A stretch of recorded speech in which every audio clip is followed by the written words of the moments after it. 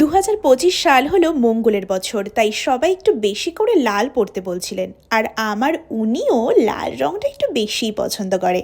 আবার চলছে Valentine's week, তাই আর দেরি না করে আলমারি থেকে লাল শাড়িটা বের করেই ফেললাম, কারণ ভালোবাসার রং তো লাল। খুব নর্মালভাবেই একটু সেজে নিলাম তেনার জন্য। হাতের চুড়িটাকেও একটু কন্ট্রাস্ট করে পরার চেষ্টা করলাম। ভিডিও করার মধ্যে হঠাৎই তিনি সারপ্রাইজ ভিজিট দিলেন। আর ভালোবাসার ডে উপলক্ষে কোনো দামি গিফট নয়, বিশ্বাস, ভরসা, ভালোবাসাটাই হচ্ছে আসল। একজন সাপোর্টিভ পার্টনার পেলে সব বাধা দূর হয়ে যায়, আমি এটা বিশ্বাস করি।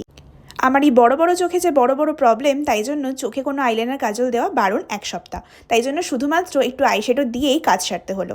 গলাটা খুব ফাঁকা ফাঁকা লাগছিল, তাই জন্য ভাবলাম একটা হার ট্রাই করি, কিন্তু পাশ থেকে আওয়াজ এলো যে এই হারটা পরলে নাকি আমাকে একদমই মানাবে না। এই হারটা নাকি শুধুমাত্র জিন্স টপের সাথেই মানাবে। যাই হোক, একটা কালো টিপ পরে নিলাম যাতে মুখটা একটু কমপ্লিট লাগে। সো আমার লুকস একদম রেডি। তো লিপস্টিকটা আরেকটু গাঢ় করে নিলাম। এত সুন্দর করে সেজে গুজেছি আর ভালো করে ভিডিও শ্যুট করবো না, এটা তো হতে পারে না। তাই একদম ছাদে চলে গেলাম। আমের বোল এসছে, তাই ভাবলাম তার সাথে সুন্দর করে ভিডিও পোস্ট করি। হ্যাপি ভ্যালেন্টাইন্স ডে সকলকে।